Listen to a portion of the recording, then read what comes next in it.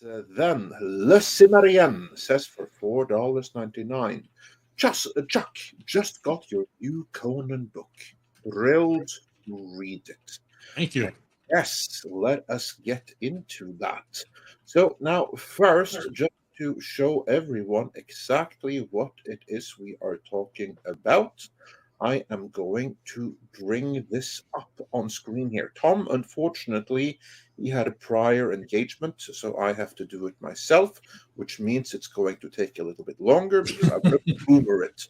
And we're all just going to have to make do with that. But here we go. This is a book that is available from Arcaven Comics. The link is in the description, so everyone check it out. Now, the intro here, for those that do not know, Midnight's Edge, I am proud to say, is the foremost channel covering Conan the Barbarian on the interwebs. And Chuck Dixon is also one of the foremost writers of Conan the Barbarian to ever exist. Many have written Conan in books, in comics over the years.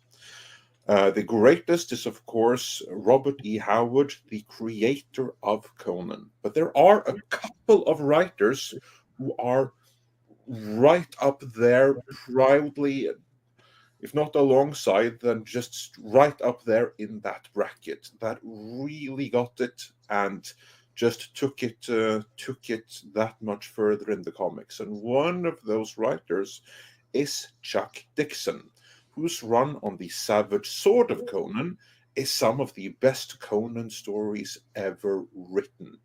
Those things are an absolute delight and a joy. You have previously told us about how your run came to an end when Roy Thomas returned to the title in the 90s. And that, of course, changed both the dynamics of the character, of the readership, everything like that. Roy Thomas is, of course, also one of the absolute upper echelon writers there is. He is the main reason why anyone has heard about Conan today, because without him, there would be no movie, no comics, no nothing. But still, Chuck Dixon is also right up there. And now you are back writing Conan again with the release of The Siege of the Black Citadel. What can you tell us about this book? Well, Arcaven approached me and they said that Howard's Conan work had gone into public domain. And I thought, oh man, they're going to want me to write Conan comics. And they said, have you ever thought about writing a Conan novel? I'm like, no, I haven't, but now I am thinking about it. I've never thought about that before. And by that afternoon, I had the basic plot for the first one and was off to the races. So, and I had a lot of fun writing. I've already written the second and I'm working on the third. So there were only supposed to be 3, but I'm having so much fun. I think I'm going to keep going. Where do you get your plot ideas for Conan? It's basically just a wish list. Oh, I want to write a pirate adventure. I want to write a jungle adventure. I want to write a desert adventure. And then just, okay, how would that work? Does he appear on a toilet stall at an airport? No, I don't think we ever deal with any of his toilet activities at all in these novels. He's got his broadsword across his legs, and he's just sharpening it ever so slowly.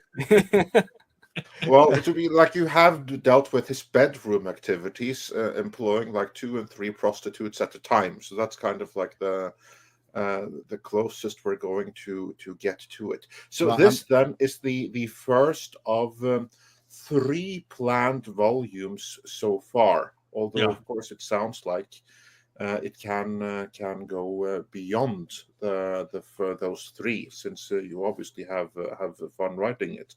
Can you just give us like a very brief what's the plot in this movie, like real quickly?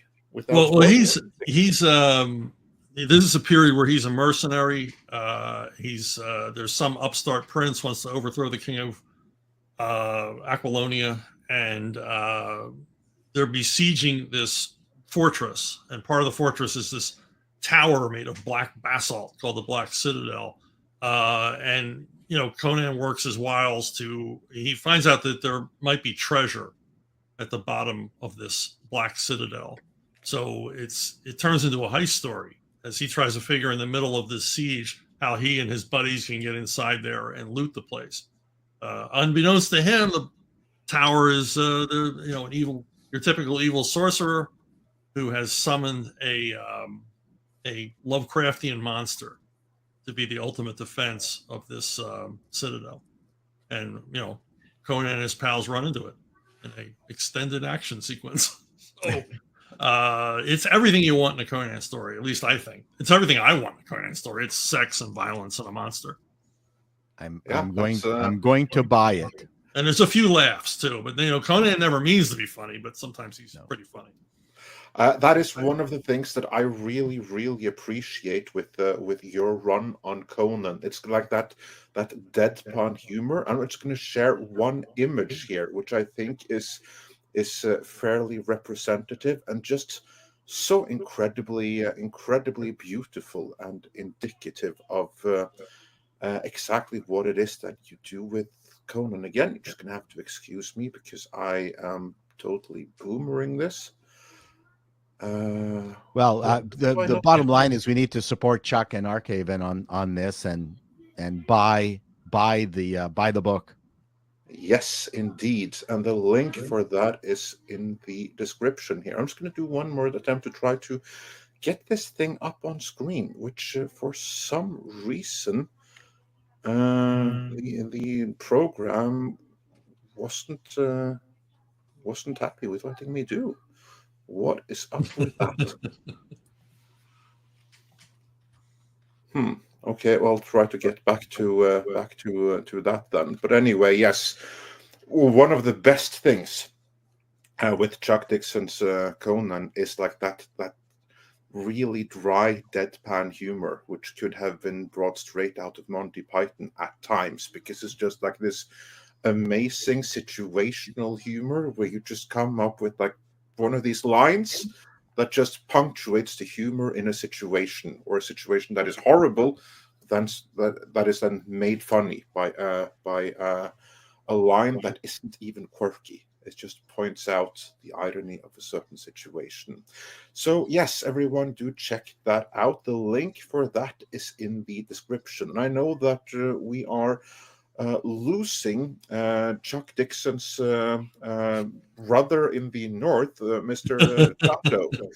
I just want to say thanks for coming on today. Where can people find you? Of course, they can find you in the description. But what do you have coming that people need to check out? Are you talking to me? Yes. Oh, you. Well, like I said, I'm finishing off a video on that.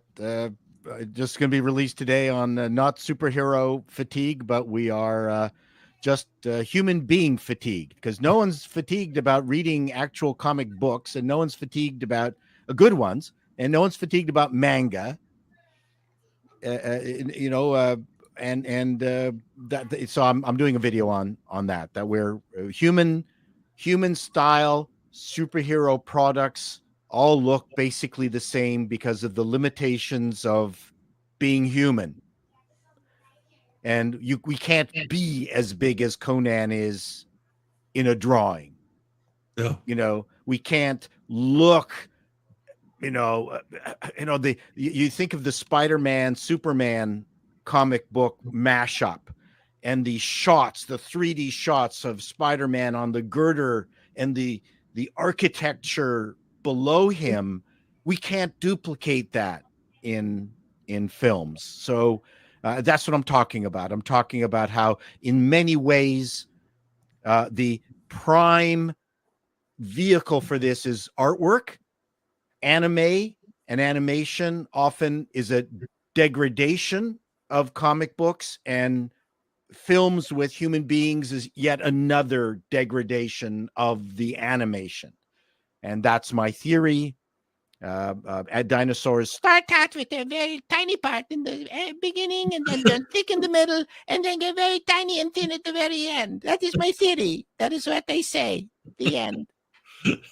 Any of you who know Monty Python and Ann Elk. So anyways, that's my video today, is just the the real 3D adventure superheroes is actually the worst version of all superhero creative product. So there you go. Wow. Stay tuned for that. I like that. Oh, good. Thank you. I get Chuck's approval. I like that. I'm gonna give thumbs up. Okay. Thank you very much. You can catch me at Call Me Chato on YouTube, and I've got to go run an internet company. All right. So, Andre, thank you again for having me, and nice seeing you, Script and Culture, and a pleasure to meet my brother, who is we're only born 2 days apart, which we have to talk to my mom about. Which means that you're probably conceived on the same weekend. Wow. Oh man. This is probably true. So we need to find out what happened approximately like 9 months before that stormy, snowy weekend. So, What was Would've the been spring or motivation summer. that got our parents together? yeah, exactly. There we have a mystery for two writers and creatives to uncover. So, yeah. Truly a pleasure, Chuck. I'm going to be buying your book as soon as I get offline. And Thank you so much. Bye.